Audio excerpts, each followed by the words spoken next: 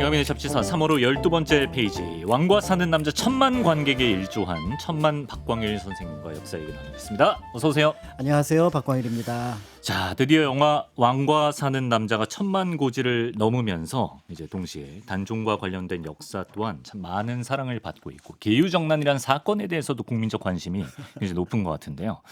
그래서 오늘 박광일 선생님께서 이 계유정난의 또 다른 핵심 인물을 또 한 명 소개해 주신다고요. 네. 제가 예전에는 이 1453년에 있었던 계유정난을 많은 사람들에게 얘기를 할 때 이게 도대체 누구와 관련된 사건이고 어떤 인물이 있었는지 네. 이런 것들에 대해서 이제 한 번 더 설명을 해야 좀 이렇게 이해를 좀 쉽게 그렇죠, 하시는 그렇죠. 편이었잖아요. 맞아요. 예, 예. 그런데 지금 이제 계유정난 얘기하면은 네. 제가 이제 버스나 전철에서 서로 말씀하시는 거 들어보면은 네. 거의 뭐 그 역사 교과서보다 더 자세히 깊숙이 들어가고 맞아요. 이제 논평까지 하시는 모습을 볼 수가 이게 저 있습니다. 문화의 순기능인가 봐요. 맞습니다. 네. 그러면서 이전에는 잘 알 수 없었던 뭐 세조 시기의 어떤 통치 문제, 그다음에 한명회라든지 그다음에 그 반대편에 있었던 김종서나 황보인 또 뭐 사육신, 심지어는 이제 저기 우리 이제 그 소수원 답사를 가면은 예. 그 바로 앞에 금성대군 신단이 있었는데 아, 그러니까 예전에는 거기 가면 부석사가 1번, 그다음에 네. 소수성원이 2번, 그다음에 금성대군 신단이 3번이거든요. 그러니까 영어래요? 이거 중요도의 관점에 예. 영월이 아니라 그 풍기에 풍기. 예. 아, 예. 경상북도 풍기에 예, 가면은 거기를 갔었는데 예. 최근에는 금성대군 신단이 1번. 어. 그다음에 이제 뭐 부석사나 아. 소수원은 뭐 취향에 따라서 1, 2번으로 바뀔 정도라고 하니까 거기까지 많이 찾으시는구나. 정말 많은 분들이 찾고 어. 있습니다. 그러면서 뭐 사육신, 금성대군에 대한 관심도 높아졌는데 네.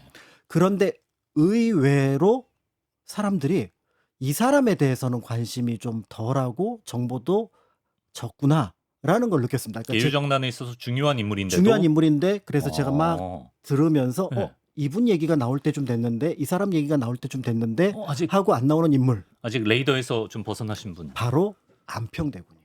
아, 안평대군. 네. 의외로 안평대군에 대해서는 네. 그러니까 그냥 쓱 지나가요. 뭐 안평대군하고 김종서가 한 편이었지. 그러면서 어. 김종서에 대해서 얘기를 하지 안평대군에 대해서는 얘기를 하질 않고 아. 안평대군에 대한 얘기는 그 계유정난과 관련된 내용들이 아니라 네. 오히려 이제 예술적인 그러니까 조선 전기의 그렇죠. 회화에서 가장 대표적인 작품으로 평가받는 안견의 몽유도원도 그 안견의 몽유도원도를 그리도록 했던 인물이 바로 안평대군이다.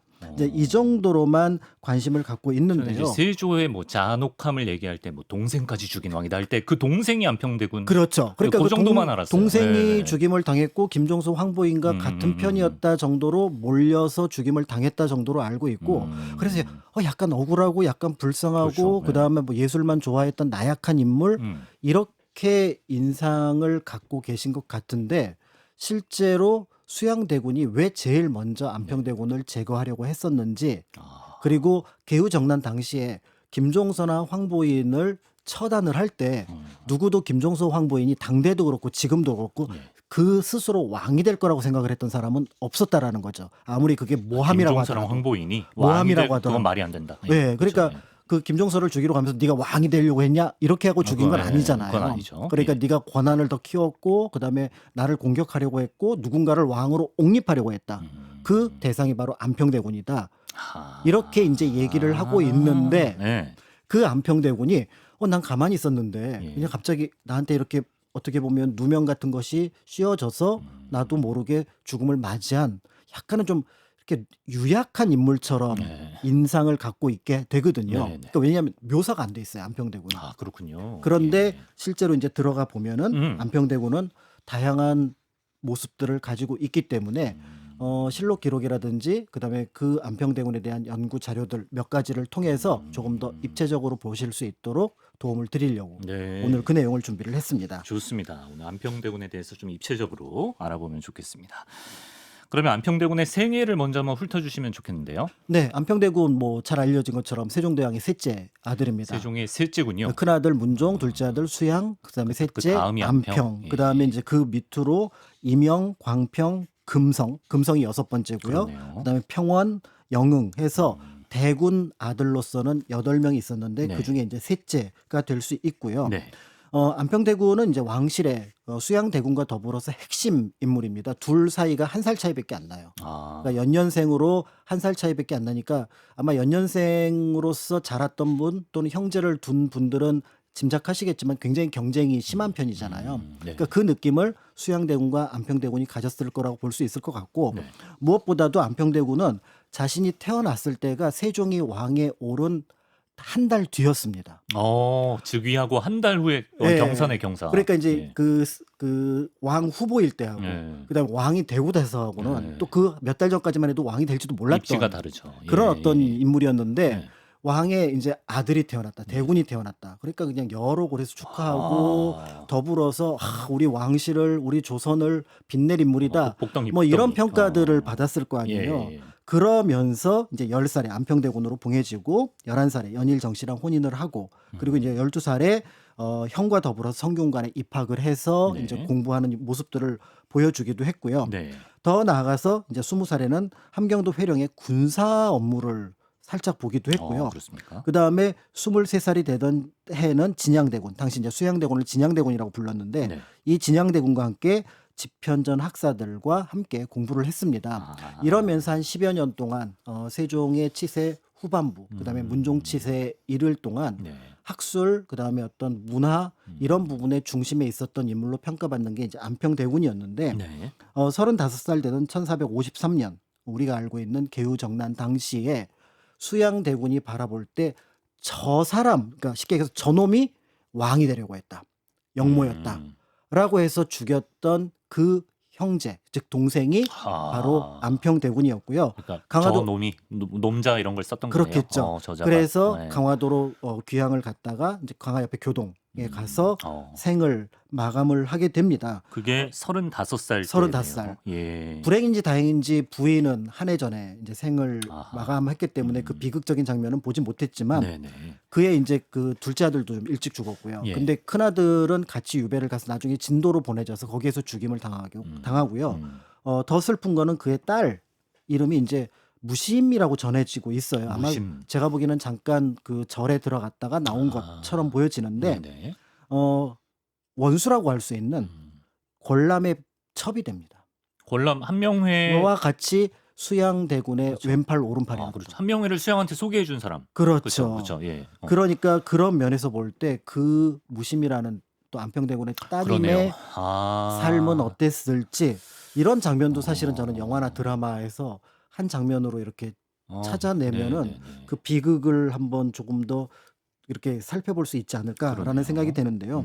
이런 안평은 이제 그 단종 사육신이 숙종 때 복권이 되면서 네. 영조 때도 명분이 생겨서 네. 그래서 복권을 시켜서 우리가 알고 있는 안평대군을 편하게 안평대군이라고 부를 수 있는 건 영조의 복권 덕분이라고 할 수가 있습니다. 네.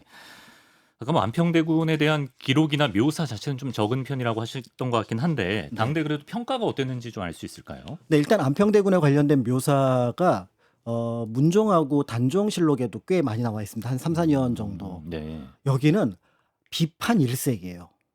비판 잠깐 문종이랑 단종 때 네. 비판 일색이에요? 왜냐하면 예. 여기에 편찬 책임자들이 네. 수양대군하고 같이 했던 한명회잖아요.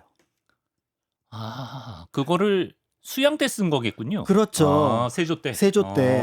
그러니까 거기에 그러네. 안평에 대해서 좋게 얘기하는 것들도 막 돌려서 그러니까 처음에는 이렇게 막 나쁜 쪽을 막 얘기하다가 네. 부득이 근데 그 나쁜데 그래도 근거가 돼야 되니까 사람들을 많이 모았잖아요. 네. 그러면은 뭐 이제 뭐 사교력이 좋았다 이런 어떤 긍정적인 걸 그 뒤에 붙이는데 네. 그러니까 안평대군과 관련된 기록 중에서 네. 문종하고 단종 때 기록들은 조금은 참작을 유의해서 해서 예. 볼 필요가 있는데요. 그러네요. 그렇기 때문에 이제 그가 남겨놓았던 여러 그 문집이라든지 네. 아니면 이제 그림과 관련된 제발 그다음에 또 그 세종 때 남겨놓은 몇 개의 기록을 통해서 짐작해 볼 수 있을 것 같은데요. 네. 특히 이제 조금 정반대 위치에 서게 되는 나중에 박팽년이나 신숙주가 공통적으로 안평대군에 대해서는 이렇게 평가를 합니다. 영특하고 자태가 뛰어났으며 체격도 좋았다. 사육신이었던 박팽년도 신숙주도. 주도. 그러니까 안평대군 풍채가 좋았던 거예요. 그러네요. 좋았으니까 거기에 더불어서 대군이기도 하고 또 한편으로는 일정한 권력도 가지고 있고 굉장한 자금력도 가지고 있으니까 그 시인 묵객하는 또는 화가 이런 사람들이 그 주변으로 야, 구름같이 모였을 것은 이제 충분히 짐작할 수 있을 것 같고요. 허약한 느낌이 아니네. 네, 그러니까 더더군다나 안평대군은 그 분위기를 이제 쫙 깔아주는 거죠. 예, 예. 우리 집으로 놀러 와. 예. 인왕산 근처에 비해당 괜찮아. 이 이름 우리 아버지 세종께서 지어주신 이름인데 네. 늘 부지런하라고 해이해지지 말라고 비해당이라고 이름을 붙였어. 그러니까 아니 그쪽으로 가면 됩니까? 이렇게 이제 오게 되고요. 예. 조금 나중에 시간이 지나서 야, 저기 북한산이 쫙 보이는 데다가 내가 초가집 하나 지었는데 네. 와. 그래서 무게정사. 아, 거기 가면은 내가 꿈속에서 봤던 그 풍경하고 비슷해. 그러니까 사람들이 점점 여러 곳에 모이게 되는 거죠. 좀 낭만 있는데요. 네, 더불어서 뭐 담담정 이런 어떤 정자들도 있었기 때문에 네. 그런 곳들이 당시 이제 예술 좀 한다, 학문 좀 한다 하는 사람들이 꼭 가봐야 되는 곳이었고, 그래서 이제 실록 기록에 보면은 이제 몇 가지 이제 부정적인 것들이 있죠. 네. 맨날 뱃놀이를 하더라. 그다음에 실록에는 예. 그다음에 옥으로 만든 바둑알 만들어서 사치방탕하게 살더라. 바둑알을 옥으로 만들었대요. 좀 사치긴 사치. 사치는 사치죠. 예, 사치는 사치죠. 예. 그리고 뭐 사람들 불러오면은 아 내가 한 곡 뽑아볼까 하면서 아. 세종대왕 때 사실은 대군들한테 전부 다 음악을 가르쳤다고 합니다. 아, 세종이. 예, 아들들에게. 예. 그러니까 이제 안평도 그 가야금 이런 것들을 잘 타서 네네네. 그러니까 그거 한번 또 연주해 볼까 하면 이제 사람들이 막 좋다고 하는데 이제 유학자들이 볼 때는 뭐 굳이 그런 것까지라는 것들이 이제 비판 요소로 들어가 있지만 네. 그런 어떤 약간 좀 뭔가 눈을 가리는 평가들을 뒤로 제쳐놓고 본다면은 네. 이미 집에 만 권의 책을 가지고 있는 장서가였었고요. 네. 그다음에 중국 역대 예술가 그러니까 조선시대 기준으로 보면 당시 이제 원에서 명으로 넘어왔던 시기인데 원나라 때 그다음에 그 이전에 송나라 때 그전에 당나라 때 작품들을 당나라 때 작품들을 아, 가지고 있는 거 심지어는 위진남북조 시대에 아 진짜요? 예 고개지의 수집가네, 작품도 수집가. 가지고 있었던 거예요. 예. 그러니까 그런 거 우리 한번 보려고 막 어떻게 한번 볼 수 그렇겠죠, 없을까 하는데 그렇겠죠. 예. 그런 것들 탁 가지고 있으니까 오셨는가 아, 하면서 이렇게 하나씩 쓱 보여주시고 보여준다면 그만한 영광이 없었던 그러네요. 그런 것들하고 볼 수 있고요. 네. 더불어서 이제 예전에 뭔가 이제 어떤 예술 작품을 보는 눈이 생긴다라는 거는 타고나는 부분도 있지만 한편으로는 자주 많이 봐야 되잖아요. 그렇죠. 그런데 그런 것들을 보면서 더불어서 이제 글씨 같은 것들도 잘 써서 당시에 안평대군은 세상이 다 아는 그런 어떤 명필로 알려져 있었습니다. 와 이거 모르는 사람이 봐도 진짜 잘 썼다. 예. 그러니까 저도 글씨는 잘 모르는데 예. 어떻게 그러네요. 저렇게 단아하게 쓰는지 모르겠습니다. 네. 그래서 저 글씨를 이제 조맹부, 그러니까 송설 조맹부에 그래서 송설체라고 네. 이름을 붙였는데 우리나라에 저 글씨체가 들어왔던 게 고려 말이라고 합니다. 고려 그러니까 말이요? 예. 안평대군이 새롭게 들어왔던 글씨체를 익혔고 저 송설체가 왕이지체를 가장 닮은 글씨체라고 하거든요. 그러니까 당대 사람들이 아 조선에서 글씨 제일 잘 쓰는 사람 누구? 안평. 안평. 예. 그러니까 이제 그 우리가 한명회 때 잠깐 얘기 나왔던 그 명나라 사신 예겸 있잖아요. 예. 이 사람이 또 이제 안평한테 간 거예요. 네. 당신이 그렇게 글씨를 잘 쓴다는데 글씨를 하나 주라. 어. 그래서 글씨를 받아가지고 네. 중국에 돌아가서 황제한테 보여줬더니 아니 조선에 이렇게 글씨를 잘 쓰는 사람이 있어? 아 진짜요? 라는 칭찬 기록이 어. 남아 있을 정도라고 합니다. 네. 이제 그러니까 당연히 이제 안평대군 근처에는 사람이 많이 모였고요. 어. 그래서 여러분들이 이제 많이 들어보셨던 뭐 성삼문, 박팽년, 이계, 이현로 네. 이런 인물들이 이제 주변에 구름처럼 모여들었습니다. 음. 다만 이제 이런 인물들 중에서 대체로 뭐 사육신이 됐던 아니면 계유정난에 연결되었던 사람들도 볼 수 있지만 네. 조금 낯선 이름 이현로라는 이름이 등장을 하는데요. 현로. 예. 이 이현로가 네. 수양대군으로 본다면 약간 뉘앙스는 다르지만 약간 권람 권람. 또는 한명회 네. 같은 어떤 성향을 가진 아. 인물이었어요. 그러니까 안평대군의 신복처럼 움직이면서 아. 주변 상황들을 정탐을 해서 안평대군에게 정보를 주는 아 수양에게 권람 한 명이가 있다면 안평에겐 평에게는 이현로가 이현로가 있다. 있다. 아, 네네. 그러니까 수양대군 측에서 가장 의심스럽고 조심해야 될 인물로 평가했던 게 바로 이현로입니다. 아 신복이구나. 그렇지. 이현로 제일 먼저 죽여요. 아 그래요. 예. 그러니까 이 이현로라는 인물도 좀 키워드를 가지고 네. 안평대군을 좀 보셔도 좋지 않을까 음. 이런 생각이 드는데요. 네. 이와 관련된 내용들은 잠시 뒤에 다시 아, 말씀을 드리도록 하겠습니다. 좋습니다. 예술에 워낙 조예가 깊었던 안평대군인 것 같은데 몽유도원도 얘기를 안 해볼 수 없을 것 같아요. 네. 몽유도원도는 뭐 어떻게 해서 그려진 겁니까? 몽유도원도는 널리 잘 알려진 것처럼 제목에 사실은 그 뜻이 담겨 있거든요. 꿈속에 속에 복숭아밭, 복숭아 도원인데 보통 네. 무릉도원을 무릉도원 거닐었던 그림. 그렇지 멋있어 네. 진짜. 그러니까 이제 안평대군이 어느 날 꿈을 꿉니다. 꿈을 꾸는데 꿈을 꾸었습니다. 네, 꿈을 꿨는데 거기 이제 그 꿈과 관련돼서 자기가 꿨던 기록을 남겨 놓았거든요. 네. 이제 박팽년하고 되게 친했나 봐요. 네. 그래서 박팽년이 이제 동갑내기이기도 해서 막 잘 놀고 막 친했었는데 어느 날 이제 막 놀다가 산에 갔다가 길을 헤매 버렸는데 네. 막 계곡을 따라 올라가니까 갑자기 복숭아 밭이 촥 나무가 수십 그루 있는 게 펼쳐지는 거예요. 그런데 혹시 복숭아꽃 보신 적 있으세요? 복숭아꽃 피었을 때 봤어도 인지를 못했을 것 같아요. 예. 그냥 눈이 휘둥그레질 정도로 그렇습니다. 화려합니다. 예, 예. 그러니까 그냥 도원이 아니라 예. 그 도원이라는 말 자체를 딱 듣는 순간 그 낙원이네, 분홍빛에 낙원. 예. 세상에 이런 곳이 있어라는 느낌이 드는 그런 장면들이 묘사가 되는 곳인데 네. 그래서 거기에 도착해서 조금 더 걸어 올라갔더니 네. 신선이 살만한 그런 좀 약간 낡은 집 어. 이런 것들이 나와 봐요. 네. 그래서 여기에서 또 누구를 만났냐면 그때 잘 놀고 있었던 최항 신숙주를 만나서 꿈에서 이렇게 구체적인 등장인물이 있는 네. 줄을 몰랐어요. 네, 그래서 예, 예, 꿈에서 예. 만나가지고 예. 그래서 막 얘기를 하다가 깬 거예요. 어. 그런데 우리가 정말 막 그 꿈에서 되게 막 재미있는 장면, 흥미로운 장면을 봤는데 네. 그거를 조금만 지나면 금방 잊어버리잖아요. 잊어버리죠. 너무 안타까우니까 바로 꿈 안견을 노트 적어야 되거든요. 네. 예, 예. 그래서 바로 안견을 부릅니다. 네. 내가 말이지 하면서 꿈꾼 거를 안견한테 그대로 얘기를 했던 거고요. 그러니까 안견이 그 얘기를 듣고 네. 3일 만에 네. 이런 것입니까? 이런 풍경이었습니까? 라고 하고 그려낸 게 그 유명한 몽유도원도입니다. 그러니까 야. 이 몽유도원도를 볼 때 저는 이제 예전에 잠시 이제 막 그 우리나라 옛 그림 보면서 되게 재미있어 했었던 적이 있었는데 네. 이 몽유도원도를 보면은 이제 그 북송대에 송나라대에 네. 굉장히 거창한 분위기를 주는 산수, 대관산수라고 표현을 하는데 네. 그 분위기를 정말 잘 묘사를 하고 있어요. 근데 이 그림은 이제 몽유도원도를 보신 분들은 나중에 좀 검색을 해보시면은 네. 중국의 그 대만에서 지금 전시하고 있는 이성 또는 곽희라고 하는 북송대 화가가 있습니다. 네. 그들의 화풍하고 비교해 보면은 정말 비슷한 걸 알 수가 있어요. 그렇군요. 그런데 그 이성과 곽희와 같은 당시 이성 건 없었지만 곽희의 그림이 안평대학원에 굉장히 많았거든요. 그러니까 그런 그림을 늘 안견은 봤으니까 좀 참고했죠. 참고를 네, 한 거죠. 그렇죠. 예. 그래서 그 중국에 어떻게 보면은 비길 수 있을 정도의 대작을 이제 그려냈다라고. 실제로 꿈에도 안평이 평소에 봤던 그림이 펼쳐질 수도 있죠. 그러면 그렇습니다. 정확해지는 거죠. 그러니까 그러면. 안평대군도 자신이 봤던 것들을 봤고 사실은 이제 그게 또 우리나라 풍경의 어느 일부분하고 비슷하고 그다음에 안견 스스로도 계속 그 그림들을 봤으니까 야. 그러니까 안평도 그 그림을 계속 봤었고. 그렇죠, 그렇죠. 그러니까 이제 이것들이 이제 서로 얼추 맞는 어우러진 거죠. 예. 당대에 어떻게 보면은 공감대가 형성돼서 명작이라고 이를 만한 작품이 나왔는데 네. 여기에 더해서 이제 21명의 사람들이 이 그림을 이제 쫙 안평대군이 안견에게 이런 그림을 그리라고 했더라. 구경 가고 싶어지잖아요. 그렇죠. 그러니까 가서 보니까 온 김에 네. 평 좀 써. 평을 거의 달아요? 예, 그래서 21명이 네. 여기다가 평을 달았는데 가장 길게 달았던 게 신숙주 최항.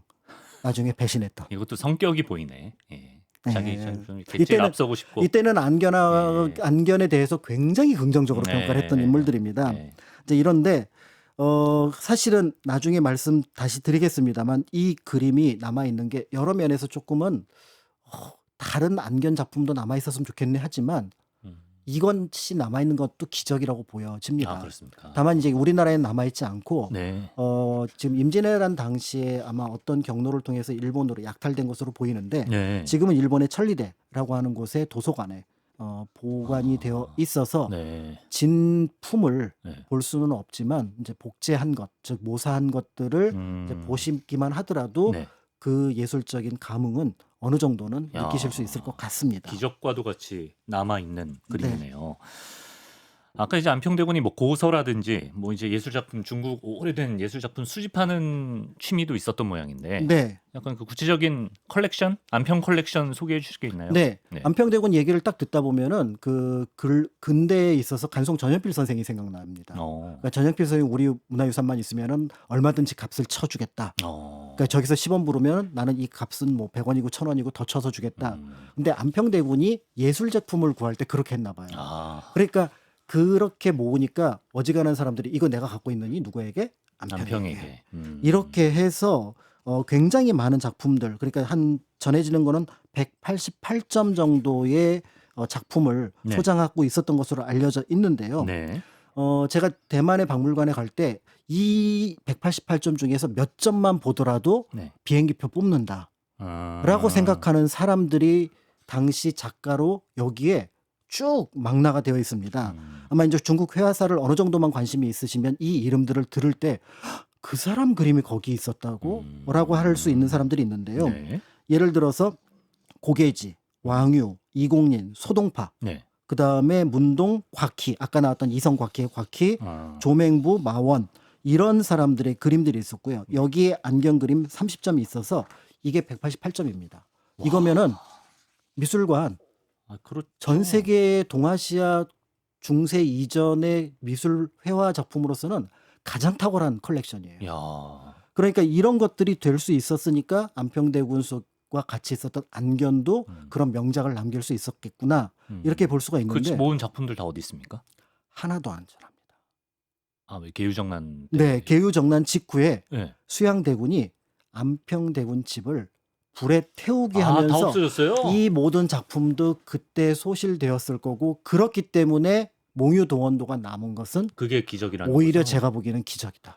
아, 이건 중국 예술사계에도 엄청 큰 손실이네요. 그러니까요. 예. 그러니까 이 그림 남아 있으면은 진짜 한국 사람들이 그 중국의 회화사의 최고의 명작들, 최고의 어떤 화가들의 아깝다. 그림들을 볼 수 있었는데 네. 그게 아쉬운데 아마 이 부분은 안평대군의 그런 컬렉션 그리고 그런 어떤 예술적인 역량이 네. 수양으로 볼 때는 네. 부럽고 또 아, 약간 그렇지. 어떻게 보면은 그것 자체가 탐탁지 않고. 안평대군을 예. 높이는 역할을 네. 한다라고 생각을 해서 네. 그래서 그 집차를 불태웠고 문종 때 그 금속활자를 만들어내거든요. 아, 근데 금속활자는 그 기본 그 본이 필요하잖아요. 글씨 그렇죠, 본이 그렇죠. 필요하잖아요. 예, 예. 누구 보고 쓰라고 하겠습니까? 안평 거예요? 네. 안평 글씨예요? 안평 글씨를 갖고 그 하나를 어. 그 금속활자 만들어냈어요. 근데 수양이 네. 정권을 잡은 다음에 그 금속활자를 바꿔요? 녹여버립니다. 녹여버려요? 아이, 뭐 또 그렇게까지. 그렇게 했습니다. 그러니까 이제 수양대군이 마음을 안평대군에 알겠네요. 대해서 예. 어떤 생각을 했는지를 여기서 어느 정도는 짐작해 볼 수가 있고요. 네.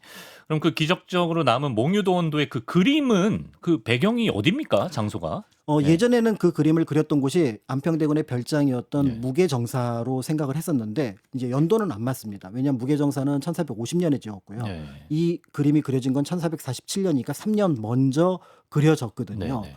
그런데 그 무게정사를 지은 그 자리에 가서 보면은 북한산 자락의 평창동 일대가 딱 그 도원의 모습이고요. 그 다음에 그 북한산 뒤로 쫙 펼쳐지는 비봉으로 펼쳐지는 그 장면들이 막 계곡이 흘러나오는 그런 모습하고 비슷합니다. 네. 그래서 이런 어떤 현실 속의 모습들을 어느 정도는 염두에 두고 그렸고 그런 장면을 볼 수 있었던 이 장소를 아마 안평대군은 좀 점찍어 놨을 거예요. 네. 그래서 나중에 3년 뒤에 여기에다가 무게정사라는 것들을 지었는데 네. 지금은 이제 그 종로 그 쪽에 있었던 거창했던 한옥을 옮겨 놓아서 굉장히 큰 느낌으로 보이지만 당대에는 초가집으로 조촐하게 지어 놓았다라고 알려져 있습니다. 예. 그런데 그런데 이 무게정사가 예. 안평대군을 위험하게 만들었습니다. 무게정사가요? 네. 왜 어떻게 위험하게 만들어요? 왜냐하면 예. 이 무게정사가 있는 곳이 부암동에 굉장히 이렇게 산 줄기를 타고 백악산에서 인왕산으로 갈라지는 굉장히 위치 좋은 곳에 있거든요. 네. 그런데 여기를 풍수가들이 뭐라고 얘기를 하냐면 네네네. 만대에 걸쳐서 왕이 흥할 땅이다.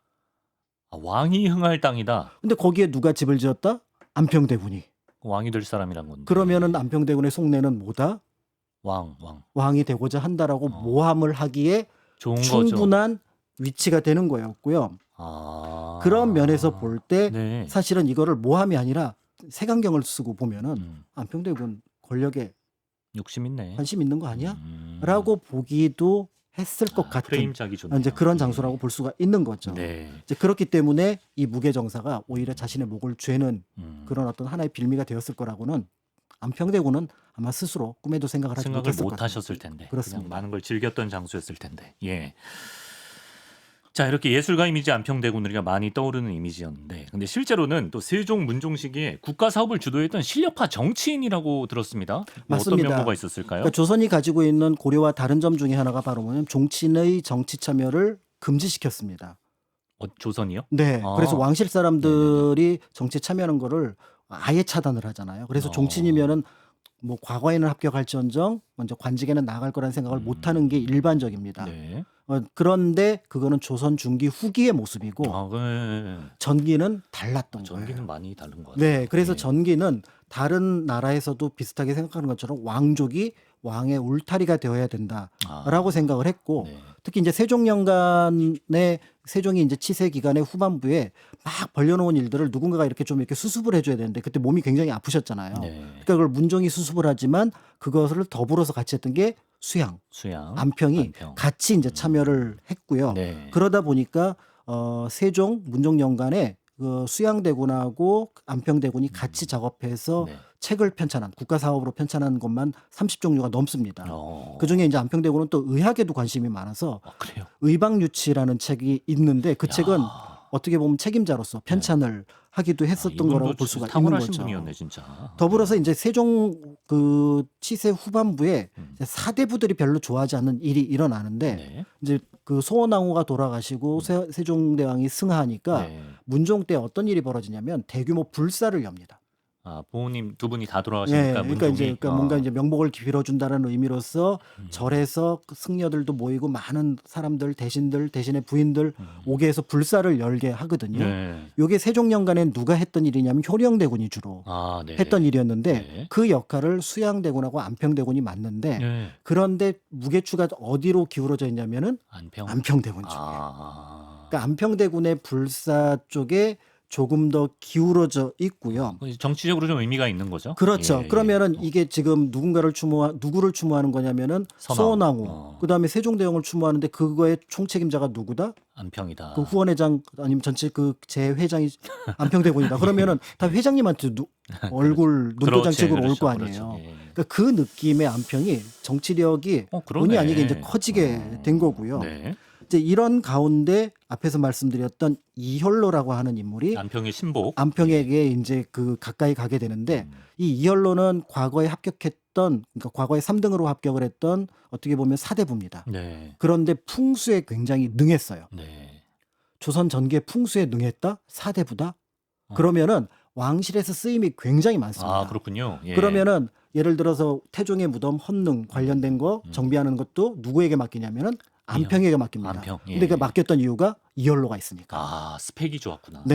예. 그다음에 세종의 영능 이제 만들고 나서 헌능 옆에 영능을 만들잖아요. 네. 지금 그 여주 영능은 예종 때 옮겨간 거니까 그럼 거기에 관련된 것들을 정비하는 것도 누구에게 맡긴다?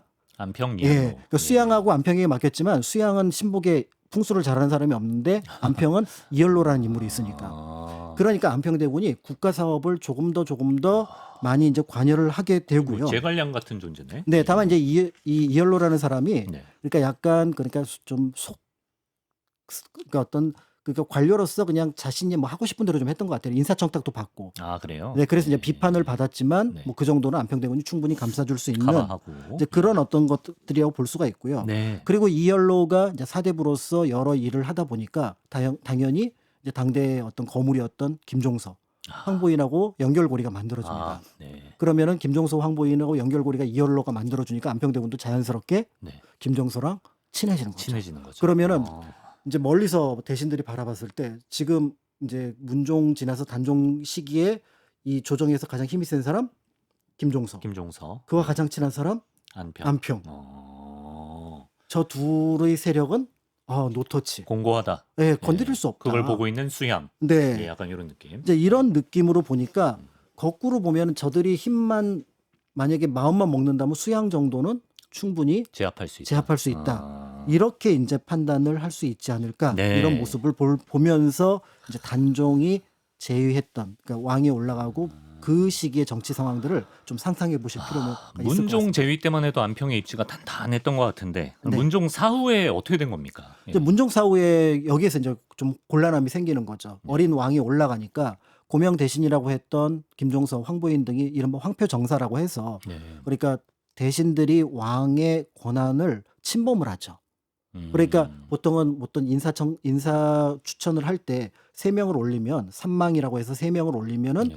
왕은 자신이 보고 어느 정도 이제 언질은 받았지만 아, 네네네. 그러면 이 사람으로 하시오 이렇게 정하는 겁니다. 그러니까 왕한테 1명을 올린다는 거는 협박이에요. 아, 이 사람 무조건 선택의 여지가 없는 거죠. 그렇죠. 예. 그러니까 그거는 해서는 안 되는 행동이니까 3망을 올리는데 김종서 같은 경우는 황보인 같은 경우 여기다가 도장을 노란 도장을 찍어서 아, 예, 이게 그거구나. 황표, 야, 황표. 노란 표를 예. 찍어서 보내는 거죠. 예. 그러니까 이런 것들 하니까 이제 대신들도 그렇지만 대관들이 볼 때는 저 어르신들 뭐 하는 거지? 저 영감들 뭐 하는 거지?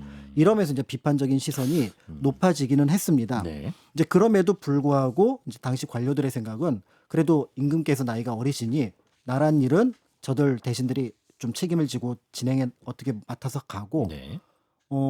근데 왕실과 관련된 예를 들어 이제 또 문종을 추모하는 일들이 필요하잖아요. 네. 이런 일들은 그럼 뭐 왕실의 어른인 수양이나 안평께서 알아서 하는 쪽으로 하고, 해야겠다라고 네. 해서 역할 분담을 이제 대신들이 좀 생각을 했던 것 같아요. 네. 그래서 이들 대신들은 공적인 업무. 공적인 업무, 예. 이들은 사적이라고 하긴 그렇지만 어떤 왕실과 관련된 업무들, 행사라든지. 네. 예. 이런 것들을 받아들였고 여기에 대해서 이제 김종서 황보인도 그럼 수양 안평은 그런 쪽으로 좀 일을 진행해 주시면 좋겠습니다. 네. 이렇게 이제 생각을 했던 것으로 보여집니다. 그래도 마음은 약간 안평 쪽에 기운 거죠. 그렇죠. 예. 왜냐하면 이제 수양하고는 일을 많이 해보지도 않았던 네. 것들이 있고 네. 더 나아가서 이제 안평대군이 조금 더 뭔가 성격이 무난했던 부분들도 있었던 것 같습니다. 네. 그러다 보니까 이제 어떤 일이 있었냐면은 문종 때부터 조금 문종이 몸도 아프고 하니까 환관들을 가까이 뒀었거든요. 문종이. 네, 그래서 환관들이 승지 역할을 했습니다. 이때는 그거 비서실 안 역할. 좋은 거 아니에요? 안 좋은 거죠. 예, 약간 뭐 어, 십상실. 약간 그렇죠. 뭐 그런 그러니까 이제 느낌인데. 그래서 이게 단종 이후에는 다시 이제 그런 역할을 못하도록 환관들이 다 멀어지게 되는데 네.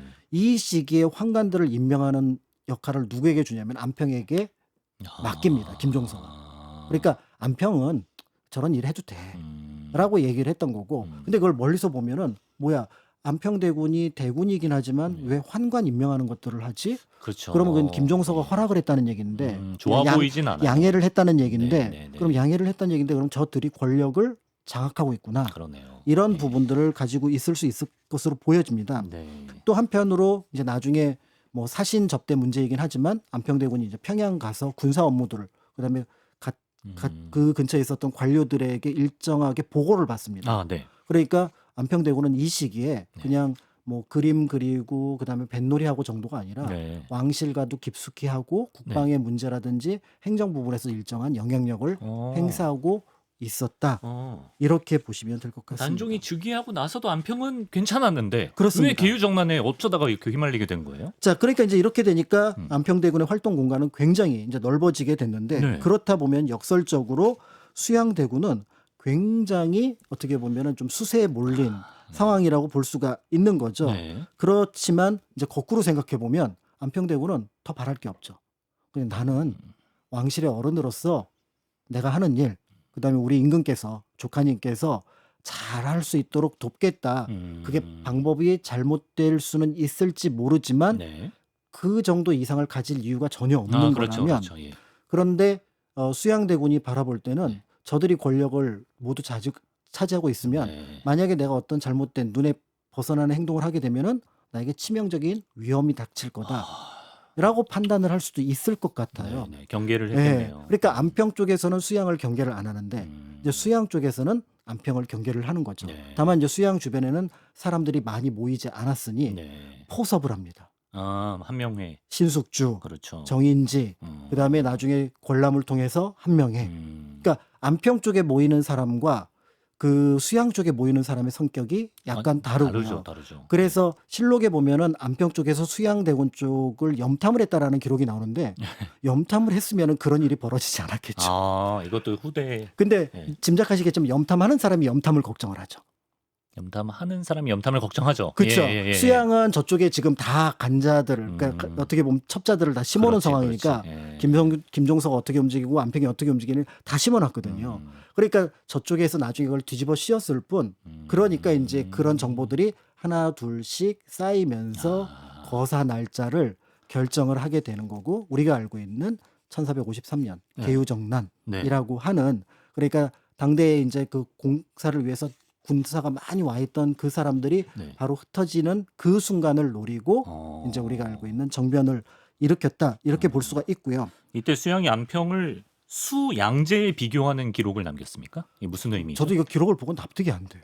어떤 의미니? 수양제가 어떤 사람인지 아시잖아요. 선쌤이 말씀해 주셨던 것 같은데 네. 좀 오래돼가지고. 네, 그러니까 수양제. 예. 그 형 태자를 모함해서 그 자리를 빼앗고 그 다음에 부왕 수 문제를 죽이고 아, 그랬던 인물이에요. 그리고 나서 우리가 알고 있는 뭐 그 대운하 만들고 고구려 침공하고 아까 우리가 알고 있던 그 사람.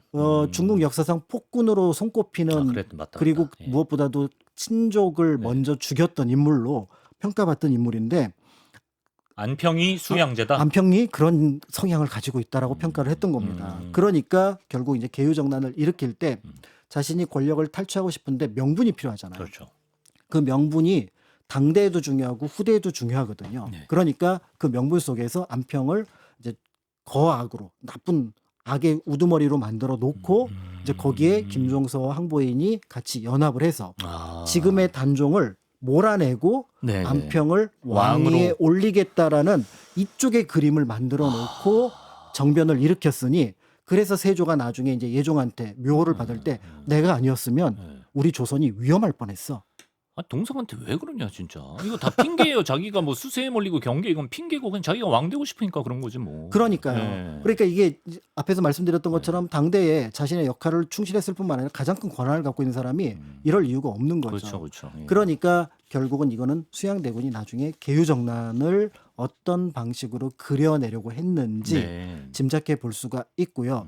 이 장면에서 그러니까 안평대군은 전혀 어떻게 보면 왕권에 대한 관심, 자신이 왕이 된다는 생각을 전혀 갖지 않았잖아요.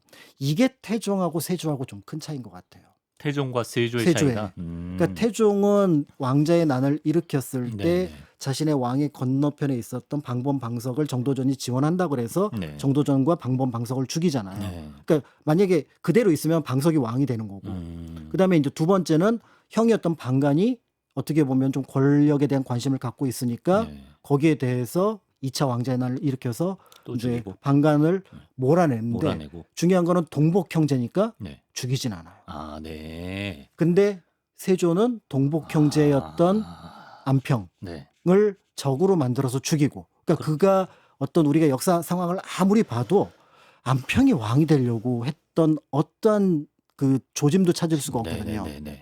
그리고 더 나아가서 그 조카가 왕에서 쫓겨난 게 억울해서 그거에 대해서 뭔가 보기를 꾀했다고 해서 여섯째를 또 죽이고 금성이요? 금성대군. 그렇죠. 예. 그러니까 동복 형제를 죽였다는 점도 그러면은 태종하고 태종보다 더하다. 세조하고의 예. 차이점이라고 볼 수가 있고요. 네네네. 그렇기 때문에 이제 최근에 이제 그 영화요? 왕가 사는 남자 네. 어몽도와 관련해서 제가 이제 이전 방송에서 말씀드릴 때 어몽도가 가지고 있었던 가장 큰 어떻게 보면 후대에 끼친 영향이라고 본다면 네. 27명 조선 왕의 무덤 가운데 만약에 어몽도의 노력이 없었으면 단종 하나는 빌 뻔했다. 그렇죠. 예, 그 말씀하셨죠. 네, 예. 그런데 어몽도 덕분에 우리는 장릉 단종의 무덤을 온전히 유지할 수 있게 되었다. 그 공은 정말 크시다라고 제가 말씀을 드렸습니다. 네, 그러셨죠. 그런데 네. 제가 이 말씀을 드리는 이유는 이 수양대군에 의해서 억울하게 죽임을 당했던 안평, 금성은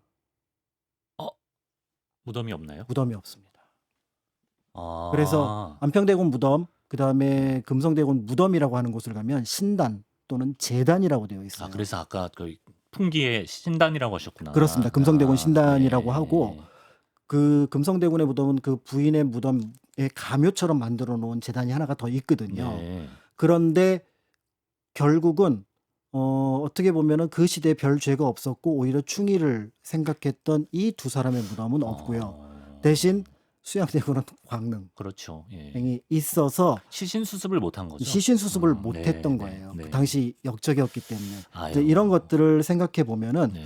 역사에서 정말 아쉽지 않나 하는 생각이 들고요. 그러네요. 무엇보다도 더불어서 이제 안평대군 무게정사 아까 말씀드렸던 것처럼 여기가 정용 그러니까 정통이 쇠하고 방용 방계가 성한다고 하는 그런 프레임. 말도 안 되는 말을 내세워서 안평대군을 역적으로 몰아냈다라는 것들도 네. 생각을 해보시면 좋을 것 같습니다. 예. 그러니까 결국은 오늘 이제 말씀드린 내용들을 참고해 보시면 네. 1453년 계유정난에서 수양이 실제로 제거하려고 했던 건 누구였는가. 다만 그 사이에 걸림돌이 되는 게 김종서, 황보인이었구나. 그러네. 안평이네, 안평. 라고 보신다면은 어. 계유정난을 조금 더 다른 시선으로 볼 수 있지 않을까라는 생각이 들고요. 네. 그런 면에서 이제 우리가 알고 있는 이 계유정난을 이제 한 번 더 살펴서 이제 또 다른 인물인 안평대군에 대해서도 관심을 가져주시면 어떨까 합니다. 네. 그럼 막내 대군 누구죠? 영흥? 이명대군, 영흥대군. 영흥대군? 네, 영흥대군은 계유정난 때 어느 쪽이었나요? 완전히 세조편으로 아니, 돌아서죠. 세조편. 네. 말 잘 들었다 그랬죠? 네. 맞아요, 맞아요. 예. 자, 마치면서 안평대군에 대해 한 말씀 해주시면 좋겠습니다, 선생님. 네, 그래서 이제 실록 기록에 등장하는 안평대군을 보면은 기록이 이제 당대에 많이 삭제가 돼 버렸습니다. 그러니까 어떤 현상이 나타나냐면 사실 악플보다 나쁜 게 무플이잖아요. 그러니까 안평대군에 대한 기록을 일부러 고의적으로 많이 누락을 시켜 버리니까 안평대군 자체가 그냥 가만히 혼자 좀 이렇게 조용히 있다가 김종서, 황보인하고 같이 쓸려서 죽임을 당한 조금은 그러게요. 무력한 인물로 평가를 받지만 네. 당대에 그러한 존재가 아니라 어떤 면에서는 활동 면에서는 수양보다 더 많은 활동을 했고 더 많은 영향력을 끼치고 있었던 인물이다라고 보시면 좋을 것 같고요. 그래서 뭐 일방적인 희생자 이런 관점보다는 네. 조금 더 그 시대의 어떤 정치 상황들을 입체적으로 분석해내는 작업을 통해서 보시면 그러면 이제 역사를 볼 때 그때 이제 한편으로는 수양이 어떤 것들을 명분으로 내세웠고 그 명분의 배경이 이런 어떤 것과 관련이 있구나라는 것들을 알면은 조금 더 그들의 의도가 쉽게 이해가 될 수 있지 그러네요. 않을까라는 생각을 해볼 수 있을 것 같습니다. 안평은 진짜 조카를 좀 잘 도와주고 싶었던 그런 삼촌인 것 같은데 좀 아쉽습니다. 예. 네, 그리고 무엇보다도 안평대군을 죽이더라도 그 집에서 가지고 있었던 소장품들은 국가로 그거 너무 환수를 아깝죠. 해서 너무 아깝죠. 예. 가지고 있었다면은 근데 아까 그 활자도 녹였으니까 그 말 다 활자도 했죠. 녹여버렸으니까요. 네. 예, 그렇습니다. 원래 이제 활자는 녹여 쓰기는 합니다. 그러니까 과거에 음, 수십만 개 만들어 놓으면은 네. 이제 그게 낡고 하면은 또 새롭게 이제 녹여 쓰긴 하는데 몇 년 지나지 않아서 녹였다는 점에서 그 의도성이 명확해지는 거죠. 또 광릉 사이트로 다들 달려가시는 거 아닌지 모르겠어요. 예. 그렇습니다. 자, 예술인인 동시에 정치인으로서도 존재감이 컸던 안평대군에 대해 알아봤습니다. 박관인 선생님 말씀 고맙습니다. 감사합니다.